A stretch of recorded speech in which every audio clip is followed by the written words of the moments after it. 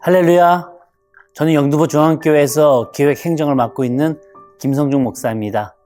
우리 쉐마 성도님들 한 주간도 평안하셨는지요? 항상 주님 안에서 건강하시고 샬롬의 평안이 있기를 기도하겠습니다. 왕이 가장 두려워하는 것은 외부의 적이 아니라 이 내부의 적이라고 합니다. 사울 왕은 충성스러운 다윗을 반역자로 몰아세웠었지만 오늘날 다윗은 실제로 그 반역을 당하게 되죠. 그것도 피부치인 아들 압살롬에게 당합니다. 압살롬의 반역은 그저 정치적인 어떤 야망 때문에 이루어졌던 것은 아니었었어요. 압살롬에게도 상처가 있었습니다. 이복형 암논이 자신의 여동생 다말을 욕보였을 때 아버지 다윗은 침묵했고 그 침묵이 이 압살롬 안에서는 분노와 복수심을 낳게 되죠. 그렇게 암논 형을 살해하고 이 외할아버지 집으로 도망친 압살롬은 3년 만에 요압 장군의 중재로 예루살렘 성으로 돌아오게 됩니다. 그러나 아버지 다윗은 그 아들 압살롬을 만나주지 않죠.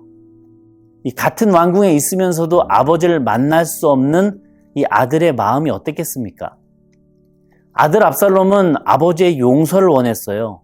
내가 어떠한 대가를 치르더라도 아버지의 그 인격적인 모습을 바랬습니다. 하지만 다윗은 끝까지 압살롬에게 그 마음의 문을 열지 않았어요. 그저 신하들 앞에서 다윗의 용서의 모습은 매우 형식적이었고 압살롬을 불러서 입맞춤 하나로 모든 것을 마무리했습니다. 어떤 포옹도, 어떤 눈물도, 어떤 따뜻한 말도 없이 성경은 그 장면을 이렇게 기록해요.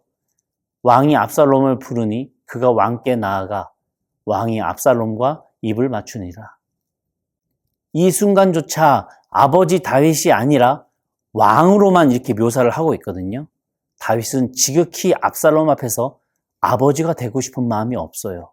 그저 왕으로서 한 부하를 다스리고 있는 그 차가운 거리감으로 표현하고 있습니다. 압살롬은 그 형식적인 입맞춤에서 아버지의 사랑이 아니라 왕으로서의 그 정치적인 제스처로만 느끼게 되고 드디어 나의 아버지는 죽었다라고 생각하게 됩니다. 그렇게 압살롬은 결국 마음속으로 결심하게 되죠. 이제는 자신이 아버지를 버리겠다고. 아버지는 자녀에게 존경과 순종을 기대하죠.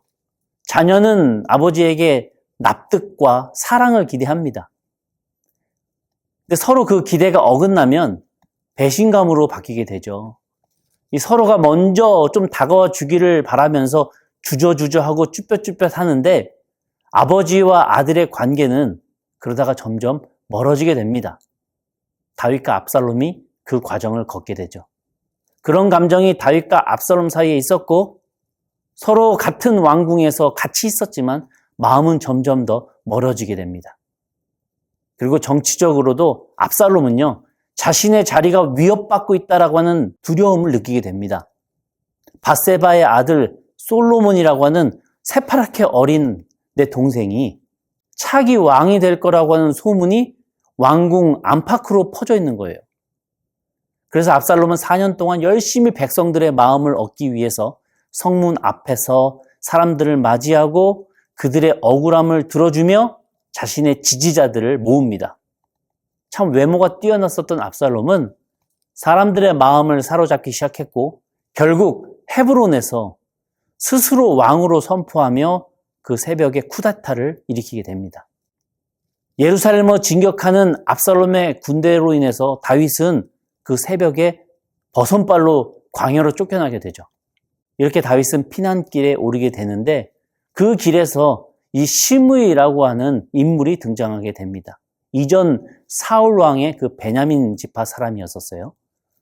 이 시므이는 다윗을 향해 돌을 던지면서 저주하죠. 피 흘린 자여, 사악한 자여, 가거라, 가거라. 다윗의 신하 아비새가 저 시므이를 죽이겠다고 하지만 다윗이 만류합니다. 이렇게 말하죠. 그가 저주하는 것은 여호와께서 그에게 다윗을 저주하라고 말씀하셨기 때문일 것이다. 이렇게 다윗은 시므이의 저주 앞에서 침묵하며 심지어 하나님의 뜻일 수 있다라고 받아들입니다. 다윗은 자신의 죄를 알고 있었어요. 밧세바와 우리아 장군 그 사건 이후부터 다윗은 죄의 대가를 내가 치르고 있구나라는 것을 깨닫는 것입니다. 아들들의 그 죄 앞에서 다윗은 자신이 먼저 무너졌던 그 죄책감에 사로잡혀서 자책하고 있었던 거예요. 하지만 다윗의 여정은 여기서 끝나지 않습니다. 다윗은 그 심의의 저주 섞인 말 속에서도 하나님께 소망을 두고 그 말 속에서 하나님의 음성을 듣기 시작해요. 혹시 여호와께서 나의 원통함을 감찰하시리니. 침묵 속에서도 하나님을 바라보는 다윗의 그 마음을 우리가 알 수 있습니다. 근데 여기서부터 회복이 시작되더라고요. 이렇게 다윗은 아주 오랜만에 광야로 내몰리게 됩니다. 여러분, 광야가 어떤 곳입니까? 그곳은 다윗의 영성이 깨어났던 곳이었어요. 하나님밖에 의지할 것이 없었던 그 젊은 시절에 하나님을 가장 가까이에서 경험했었던 장소가 광야였거든요. 이 광야에서 이제 노년이 된 다윗이 다시 한번 내몰려서 기도하기 시작합니다. 잊고 지냈던 그 겸손과 순종을 다윗이 그 광야에서 되찾기 시작하더라고요. 생각해 보시면 다윗이 그의 아들 압살롬에게 무정했었던 그 시간은 다윗이 하나님과도 멀어졌었던 시간이었었어요. 압살롬과의 관계가 삐걱거리면 삐걱거릴수록 하나님과의 거리도 점점 멀어졌었습니다. 압살롬 그 아들의 이름의 뜻은요, 내 아버지는 평안하다라고 하는 의미거든요.